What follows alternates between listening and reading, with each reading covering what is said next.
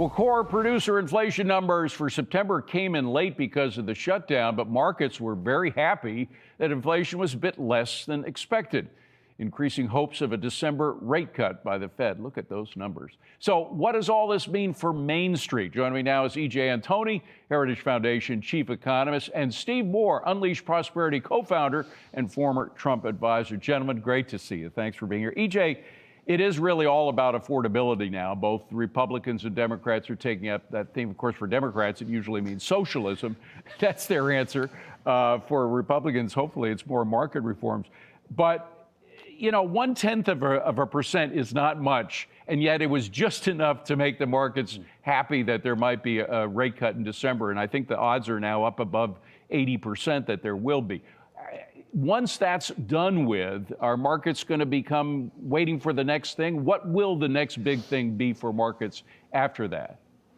Well, it's a great question, David. I think if we look a little bit further into the report, it hopefully gives us an indication of that. You know, granted, this is stale data, but if we look at the report, we find that the big driver of any increase at all was energy prices. That's part of the reason why the annual core reading was so low. I think it was the best since July of last year. And so the fact that it's stale means we have to consider that oil prices have come down since then. So that means we should have better readings going forward, because that'll be further downward pressure on those prices. I think if we look at, again, within the report, we see that every month since April, annual inflation when it comes to goods has accelerated, and services has really been what's dragging down the headline numbers. So what that tells us, I think, is that as the Trump administration continues to refine its tariff strategy, and as they cut additional tariffs like they just did with cocoa, with bananas, with coffee, et cetera, that'll also help put further downward pressure on prices, and that gives more room for the Fed to cut, and that's what this market loves. Oh, yeah, the market loves it. But, Steve, again, let's get back to Main Street and affordability and what bothers people most. I just listed 4 items: housing, healthcare, food, and energy. Those, I think, are the 4 big items that Americans care. And housing alone, I just want to drill deep into housing, because it wasn't that long ago when we were spending, the average monthly cost of owning a house was about $1,200 a month. That included not only the mortgage price, which was very low back then, it was about 3.5% in 2019, but in 2019 it was $1,242. That has jumped up, more than doubled, to $2,715. We need something from Republicans, from starting with the president on down, to address that shockingly big jump in the cost of owning a house. What could he give us, or Republicans give us, before the midterms? Well, that's a good question. I know that one of the things we've been talking about on Unleash Prosperity is that the cities need to do a lot in terms of allowing more multi-family homes to be built. In other words, there's all sorts of building restrictions in cities all over the country that make housing unaffordable. One of the things we're recommending to President Trump, I wonder what you think about this, David, is that Trump could call for a immediate 10% capital gains tax on the sale of a home. Because what's happening now in the country is there's a lot of people who are getting older, like me, and like you, David, although you're younger than I am, who are maybe ready to downsize, right? And so they can't. People are locked into their home because of the capital gains tax. So if you tell people, look, 10% tax, if you sell your home now, that'll put a lot of new homes on the market. It's what older people want, because they want to downsize. Younger people want to move into homes. And that would be something that I think would bring housing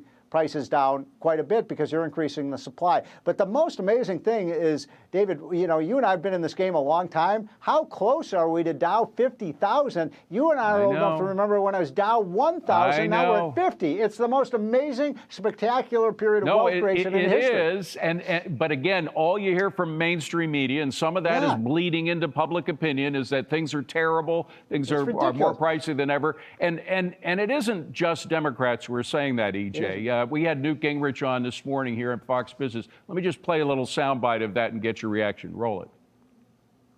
Republicans need to understand that if we have not gotten a dramatically better economy by next July, we have a big problem, which could lead to the kind of results that they had in 2018, which could lead to the Democrats suddenly trying to impeach Trump, trying to do everything they can to stop the momentum.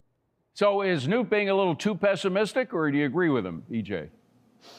Well, I think he makes a really good point, David. Look, it's not that the economy is terrible today, but we have to remember where we're coming from. Yes, we have made remarkable progress this year. Incomes have grown faster than prices. There's no doubt about that. The math is very, very clear. But we weren't starting from a good place. The whole reason President Trump was sent back to Washington was because Americans were so dissatisfied with how the Biden administration handled the economy. They wrecked it, quite frankly.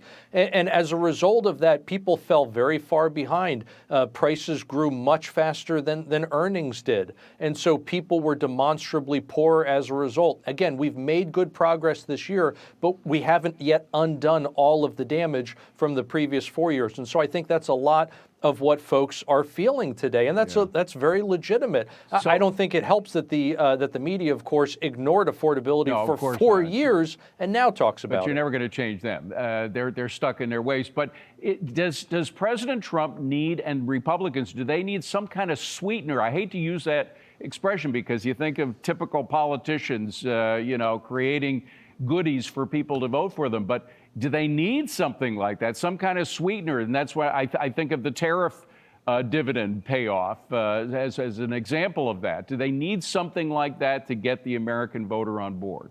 Oh, David, you know that this idea I'm of a tariff dividend is one of the worst ideas ever. You never hand out checks to people for not working. That actually reduces GDP. But it's I think in favor of that idea, though. It is their money. It's our money. Yeah, but come on. I mean, that's collecting money and taxes and then giving it away to people. I think BJ would agree with me on what a bad idea that is. But look, you're talking to maybe other than Larry Kudlow, the most optimistic person on the economy. 2026, David, is going to be a blockbuster year. And don't forget that the tax cut hasn't even really affected most middle-income people yet. That's so right. They're going to get a $1,500 reduction in their taxes.